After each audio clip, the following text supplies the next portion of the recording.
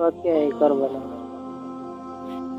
واقعہ کربلا کی جنگ 10 اکتوبر کو موجودہ عراق میں کربلا کے مقام پر پیش آیا۔ یہ جنگ نواسۂ رسول حضرت امام حسین ابن علی کے حامیوں اور ان کے رشتہ داروں کے ایک چھوٹے سے گروہ حسین ابن علی کے ساتھ 72 ساتھی، کچھ غلام، 22 اہل بیت کے جوان اور خاندان نبی کی کچھ خواتین و بچے شامل تھے۔ اموی ظالم حکمران یزید اول کی ایک بڑی فوج مابین ہوئی جس کو حسین ابن علی نے تسلیم کرنے سے انکار کر دیا تھا، جس میں اموی خلیفہ یزید اول کی فوج نے پیغمبر اسلام محمد کے نواسے حسین ابن علی اور ان کے رفقات کو لڑائی میں شہید کیا گیا۔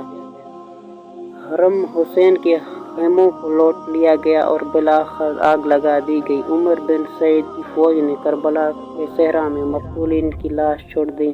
بنی اسد کے لوگوں نے لاشوں کو 3 دن بعد دفن کیا۔ واقعہ کربلا کے بعد حسین ابن علی کی فوج سے وابستہ متعدد خواتین اور بچوں کو گرفتار کر کے قید کر دیا گیا۔ بازار اور ہجوم والے مقامات سے گزر کر ان کی توہین کی گئی اور انہیں یزید ابن معاویہ کے دربار شام بھیج دیا گیا تھا۔ جنگ میں شہادت کے بعد حضرت امام حسین کو شہید۔